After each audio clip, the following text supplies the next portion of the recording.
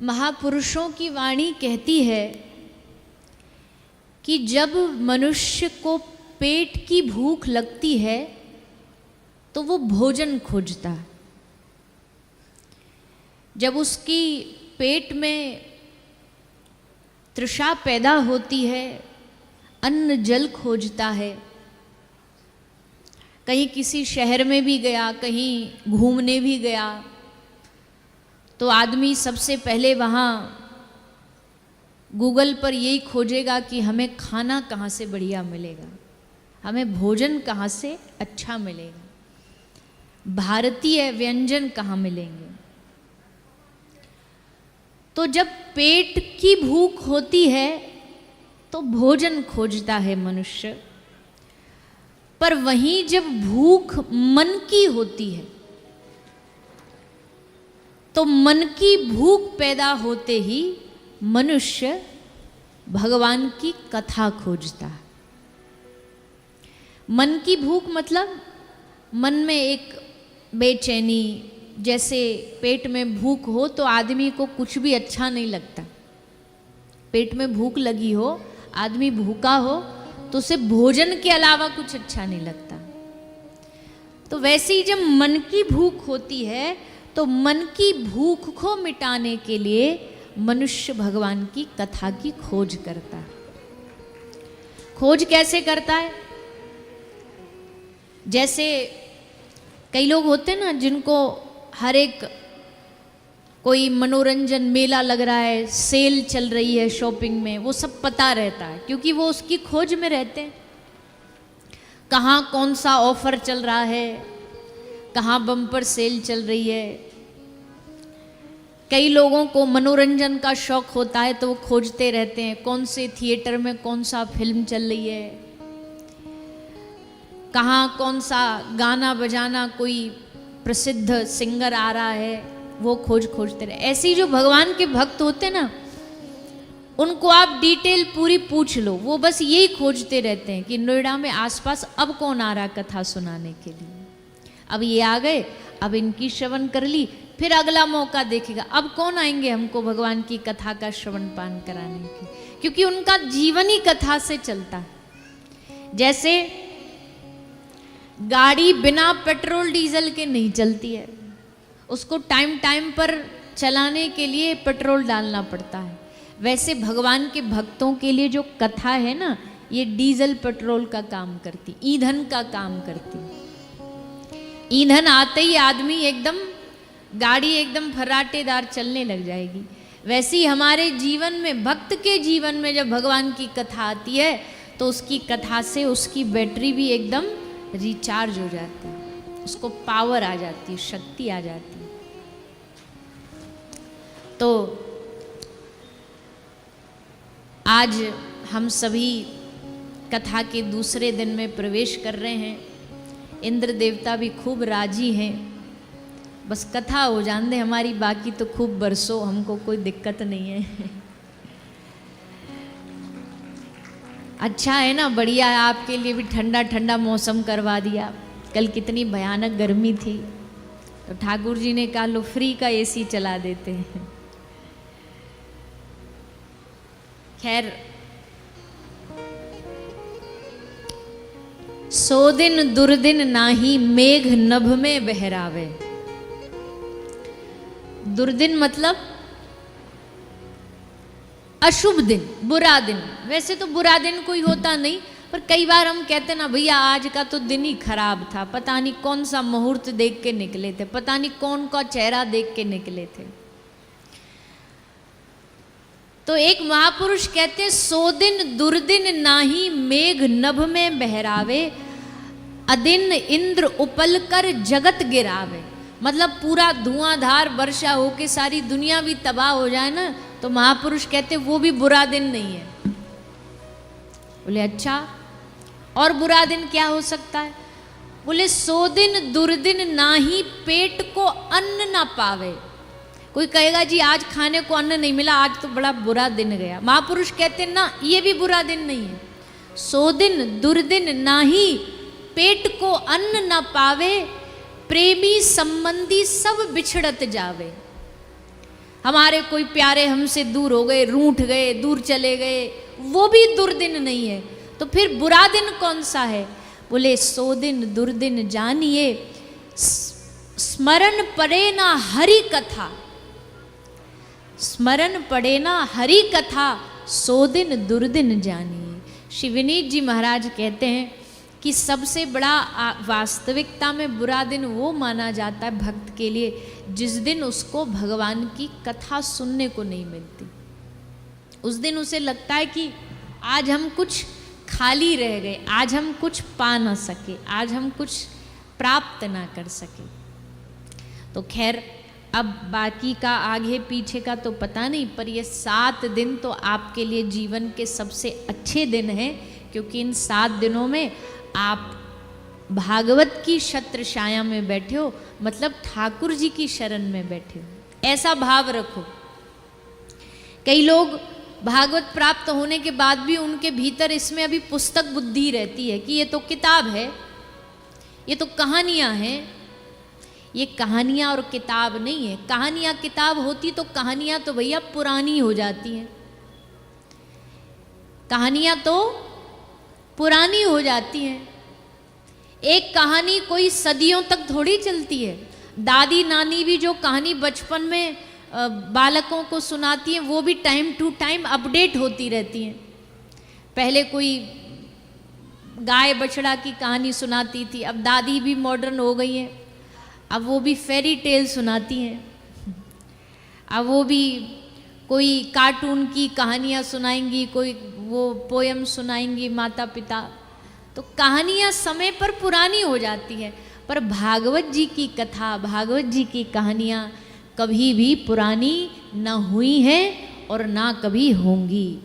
सदियों तक ये कथा नई ही रहेंगी, जबकि सबकी सुनी सुनाई है, कोई नई भी नहीं है, कोई नई कथा भी नहीं है, सुनी हुई कथाएं। वामन भगवान, नरसिंह भगवान, वराह भगवान, सब कथाएं सुनी हुई हैं लोगों की, पर फिर भी ये इस बात का प्रमाण है कि ये साक्षात भगवान है, क्योंकि भगवान भी कभी पुराने नहीं होते। बताओ, कभी भगवान पुराने होते हैं? वो तो राम और कृष्ण को तो भैया 5000 साल हो गए, अब कोई नया भगवान लाओ, अब उनमें मन नहीं लगता, अब तो कोई नया वाला चाहिए, एकदम न्यू ब्रांडेड। अजी नहीं, भगवान हमेशा नए हैं, भगवान का नाम हमेशा नया है। राम नाम कभी पुराना हो सकता है? अरे बोलिए ना। एकादशी कल चली गई, आज काय बात का व्रत है आपका? हाँ, बोला करो बीच बीच में, ऐसे ढीले ढाले ना बैठो। राम नाम कभी पुराना हो सकता है? नहीं हो सकता। कृष्ण नाम सदा नया है, राम नाम सदा नया है, राधा नाम हर रोज नया है। तो भैया भगवान की कथा भी हर रोज नवीन है, नूतन है, इससे कुछ ना कुछ नया हर रोज सीखने को मिलता। समय निकाल के जीवन में कथा सुनो। वैसे तो आदमी कहता समय नहीं हमारे पास, वैसे तो बहाने बनाता समय नहीं है, वैसे शुरू करो अंताक्षरी लेके प्रभु का नाम, और समय बिताने के लिए बोलो आगे।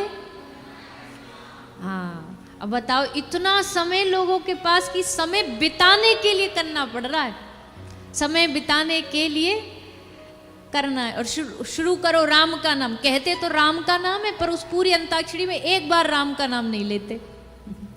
फिल्मी गाने चलते रहते, राम का नाम कहीं आता ही नहीं, और कह रहे कि शुरू करो राम का नाम लेके। तो समय इतना है कि समय बिताया जा रहा है आदमी को आज, पर उस समय को भैया हमें बिताना नहीं है, उस समय को सही जगह लगाना है। सही जगह कब लगेगा? सही जगह तभी लग सकता है जब ये समय भगवान के किसी विशिष्ट काम में जुड़ जाता है। कथा तो हम बोल रहे हैं इसलिए हम बार बार कथा नाम आ जाता है, पर जो भी काम भगवान से जुड़ा हो ना, उसमें अपने समय को लगाओ। जो भी काम भगवान से जुड़ा है, मंदिर जाना, धाम जाना, संतों की सेवा करना, प्रवचन सुनना, संकीर्तन करना, माला करना, ये सब समय का उपयोग करना है। सही उपयोग करना है। बाकी तो संसार में बहुत कम लोग हैं जो समय का सही उपयोग कर पाते हैं, बहुत कम लोग हैं। अभी विचार करके देखो, अभी एक कथा में बैठे हो, आपके समय का सही उपयोग हो रहा है, पर सोचो सुबह से लेके अभी 4 बजे तक आपने कितना भगवान का नाम लिया, बताइए। चलो मत बताइए, अपने आप सोच लीजिए। सुबह जगे से लेके 4 बजे तक आपने कितना भगवान का नाम स्मरण किया, पूछो अपने आप से। और चलो 4 से 7 कथा विश्राम भी हो जाएगी, 7 बजे के बाद फिर कितना और भजन करोगे। और फिर हम कहते भगवान कृपा नहीं करते। अरे भगवान कहते कृपा तो तब करूं जब तू मुझे थोड़ा बहुत दिन में याद करे, मेरा नाम ले। नाम तो लेता नहीं, याद तो करता नहीं, बस एक ही बात, भगवान कृपा कर दो, भगवान कृपा कर दो। भगवान को याद करना पड़ेगा। अच्छा, उसमें कथा एक सुंदर काम ये कर देती है कि अगर ये 4 से 7 कथा ना होती तो इसमें भी हम भगवान को याद ना करते, पर अब कम से कम कथा के सहारे इस 3 घंटे बैठ करके हमें भगवान की स्मृति होती रहेगी। वक्ता का काम क्या है? वक्ता का काम है ऐसी कथा सुनाए, ठाकुर जी से जोड़े, भगवान से जोड़े, भगवान के नाम से जोड़े, उनकी लीलाओं से जोड़े। तो इस समय की भैया उपयोगिता है। जीवन क्या है? जीवन ऐसे ही एक एक श्वास निकलता जा रहा है कि किसी ने कहा कि जीवन एक ऐसी यात्रा है कि जब जन्म होता है तो हमारे पास श्वास होती है पर हमारा नाम नहीं होता। जन्म लेता है आदमी तो बिना नाम के पैदा होता, जन्म लेता है तो श्वास होती है पर नाम नहीं होता, और मरते समय नाम होता है पर सांस नहीं होती। इस नाम और श्वास के बीच की जो यात्रा है उसी को जीवन कहते हैं, उसी को जीवन कहा जाता है।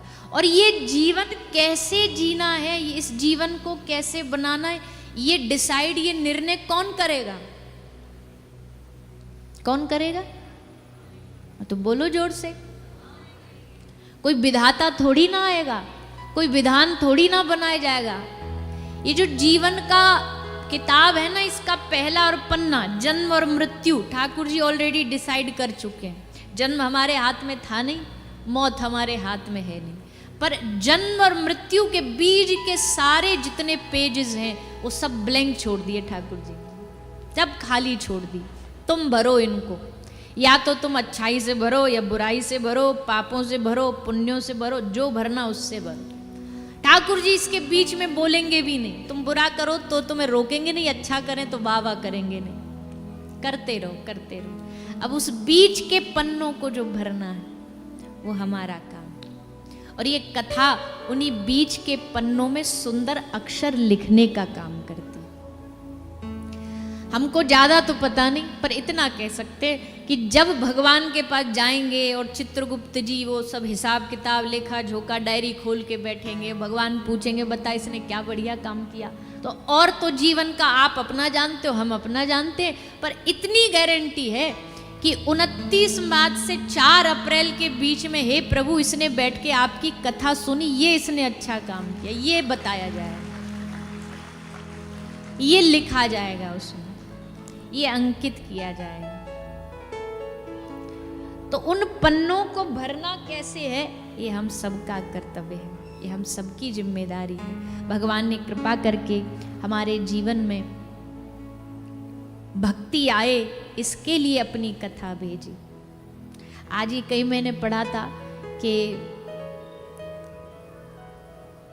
भगवान ने कहा कि मेरे पास 2 वस्तुएं हैं, एक है भक्ति और एक है माया, तू बता तुझे क्या चाहिए। भक्त से पूछा, जैसे डॉक्टर के पास जाते तो डॉक्टर पूछता है कि इंजेक्शन चल जाएगा कि टेबलेट चलेगी, तो ठाकुर जी भी देने से पहले पूछ रहे हैं कि भक्ति की माया।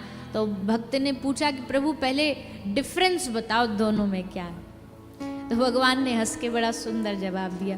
भगवान ने कहा अगर तुझे खुद नाचना है जिंदगी भर तो माया मांग ले, पर अगर तुझे मुझे नचाना है जिंदगी भर तो भक्ति मांग। माया से तू नाचेगा और भक्ति से मैं नाचूंगा। छछिया भर छाछ पे नाच नचावे। ठाकुर जी भक्ति के सारे ही तो गोपियों के इशारे पे नाचे। भक्ति ना होती तो कौन भगवान को नचा सकता है, कहीं में ताकत। ठाकुर जी भक्ति के सहारे ब्रज में नाचे, गोपिन ने नचाए, राधा रानी ने, श्री किशोरी जी ने नचाए, ब्रजवासिन ने नचाए। तो भैया दोनों में से निर्णय हमें करना है। अगर खुद जीवन भर नाचना है, सूरदास जी कहते नाचो बहुत गोपाल अब में, काम क्रोध को पहर चोलना, कंठ विषय की माल। जैसे एक नाट्यकार सुंदर आभूषण पहनता है, हार पहनता है, कान में कुंडल पहनता है, सूरदास जी कहते हम भी इस जगत के मंच पे कंठ विषय की माला पहन रखी है। सोने की चांदी की नहीं, विषयों की माला। विषयों की माला पहन करके मैं इस संसार रूपी रंगमंच पे नाच रहा हूं। तो हम नाचेंगे तो माया है, पर अगर प्रभु नाचेंगे तो वो भक्ति। और इस कथा के माध्यम से हमें भगवान से यही मांगना है, हे ठाकुर जी हम तो बहुत नाच लिए, 84 लाख योनियों में नाच ही तो रहे, और कितना नचाओगे और कितना भगाओगे। अब हमारे जीवन में ऐसी कृपा करो कि हमारे जीवन में भक्ति महारानी का प्रवेश हो जाए। भक्ति महारानी आ जाएंगी तो सब काम बन जाएंगे। कल आपने भक्ति का चरित्र सुना था ना संक्षेप में। भक्ति आएगी तो हमारे जीवन के सारे पर्दों को बदल देगी, हमारी पहचान बदल देगी। भक्ति आते ही हमारा भगवान के सामने रूप बदल जाएगा, स्वभाव बदल जाएगा।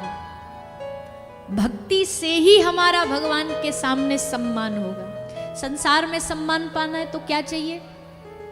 अच्छा नाम हो, पैसा बढ़िया हो, महंगा कपड़ा पहन के, ब्रांडेड कपड़ा पहन के आ जाओ, दुनिया खूब सम्मान करेगी। वाह वाह बड़े पैसा वाले हैं भैया, बड़े धनवान हैं, बड़े सेठ जी आए हैं। लेकिन भगवान के द्वार पर भगवान की शरण में जाओगे तो ना तो तुम्हारी ब्रांडों से पहचान होगी, ना तुम्हारे कपड़ों से पहचान होगी। भगवान के दरबार में, अच्छा संसार में वीआईपी अलग होते हैं, भगवान के पास वीआईपी अलग होते हैं। वीआईपी का फुल फॉर्म क्या होता है? Very important person. वीआईपी, कहीं भी कोई आए बोलो वीआईपी आए, वीआईपी चल रहे, वीआईपी प्रोटोकॉल है। ठाकुर जी के दरबार में वीआईपी की फुल फॉर्म क्या है? ठाकुर जी के दरबार में वीआईपी की फुल फॉर्म है वैष्णव is important person. Thakur ji के लिए वैष्णव वीआईपी होता है, और कोई भगवान के लिए वीआईपी नहीं। तुम कितना भी रुतबा दिखा लो, कितना भी सम्मान, भगवान के सामने तो भैया तुम कितना भी सम्मान लेके जाओ, उनके सामने तो जीरो ही है। चाहे तुम दुनिया के सबसे बड़े राजा हो, लेकिन भगवान के सामने जाकर के तो जीरो ही है, क्योंकि ऐसे ब्रह्मांड तो उनके कदमों में हजारों घूमते। तो कोई रुतबा उनको काम नहीं आएगा, केवल काम आएगी भक्ति, काम आएगी। जितने भी भगवान के भक्त हुए हैं वो सब भगवान के लिए वीआईपी है। नामदेव जी भगवान के लिए, श्री पांडुरंग भगवान के लिए वीआईपी है। चाहे लाखों की भीड़ आती श्री पांडुरंग, श्री पंडरीनाथ में, विट्ठल भगवान उनको नहीं देखते कि कौन कौन आया है, उनकी नजरें बस यही तकती रहती, मेरा नामा आया कि नहीं आया, नामदेव आया कि नहीं आया। द्वारिकाधीश में चाहे हजारों की लाइन लगी हो, पर द्वारिकाधीश किसी को नहीं देखते थे, वो इंतजार करते थे मीराबाई कब आएगी, उनका दर्शन कब होगा। जगन्नाथपुरी में चाहे हजारों लाखों भक्त रोज आते हो, पर श्री जगन्नाथ भगवान बस दर्शन करते थे कि श्री महाप्रभु कब आएंगे। तो भैया वीआईपी बनना है ठाकुर जी के सामने तो वैष्णवता लानी पड़ेगी। वैष्णवता आते ही भगवान की नजरों में हम वीआईपी बन जाएंगे। और भगवान के तो पास भीड़ की भी कमी नहीं है, बताओ। इतने भगवान के चाहने वाले, इतने भगवान को पाने वाले, लाइन लगी है।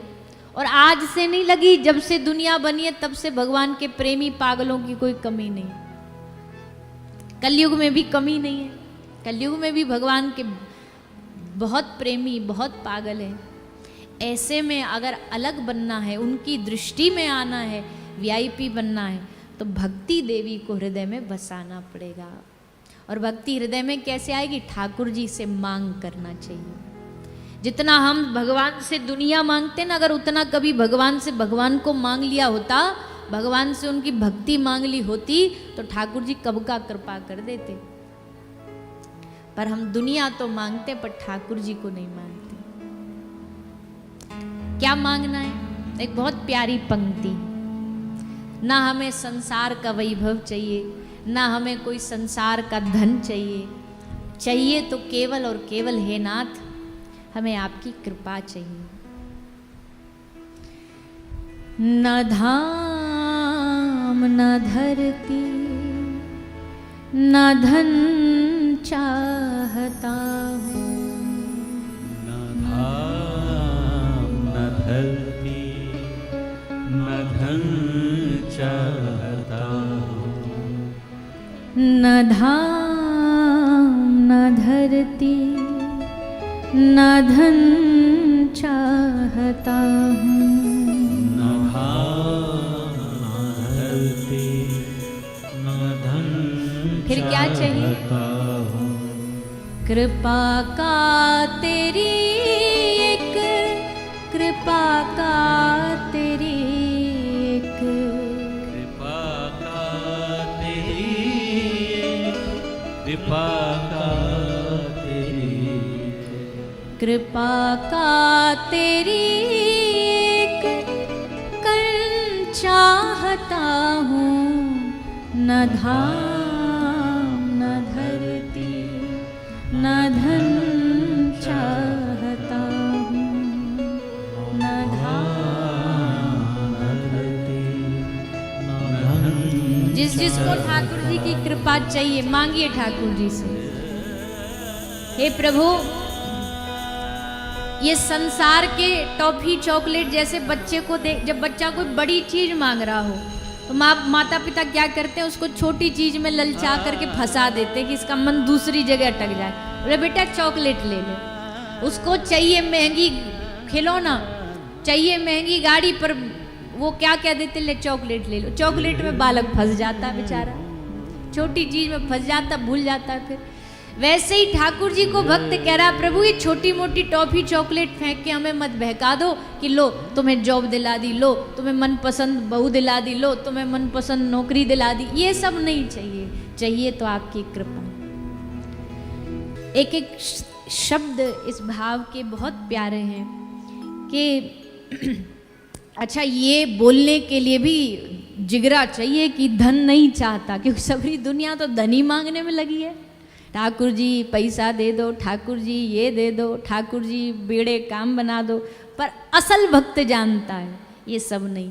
रटे नाम तेरा वो चाहूं मैं रसना, रसना क्या? जो नाम जपे। सुने यश तेरा वो श्रवण चाहता हूँ, करे दिव्य दर्शन जो तेरा निरंतर वही भाग्यशाली नयन चाहता हूँ। आंखें वो मिले जो तुझे देखती रहे, विमल ज्ञान धारा से जीवन हो निर्मल, मैं श्रद्धा से भरपूर मन चाहता हूँ। भैया मन अगर श्रद्धा से भर गया ना तो मौज ही मौज है। अभी हमारी मन में श्रद्धा है तो, पर ऐसी है 50-50 वाली, डगमगाई वाली है। श्रद्धा तो है, पर जब जब भगवान मनोकामना पूरी कर दे तो वाह वाह भगवान बड़े अच्छे हैं, बड़े बढ़िया हैं, बड़े सुंदर हैं। और जब काम न पूरी करे तो उन्हीं भगवान को गालियाँ शुरू हो जाती हैं। आदमी लड़ना चालू कर देता है, झगड़ना चालू कर देता है। तो भैया भक्त मांगता है कृपा, और कृपा का भी व्याख्या बहुत बहुत बार हमने बोली है कि कृपा का मतलब केवल भगवान का देना ही नहीं होता, कभी कभी जीवन में लेना भी कृपा होता है भगवान का, क्योंकि वो जानते हैं ये इसके लिए अच्छा नहीं है, बढ़िया नहीं है, तो इससे छीन लिया जाए, इससे दूर कर दिया जाए। इसलिए भक्त कहता हम डिसाइड नहीं करेंगे कि देना अच्छा है कि लेना भला है, जो आपको बढ़िया लगे आपकी कृपा के हिसाब से वो कर दो। ऐसा सुंदर मांग, ऐसी सुंदर भाव, ऐसा भाव मन में आती भक्ति आती है, और भक्ति से ठाकुर जी वश में हो जाते हैं।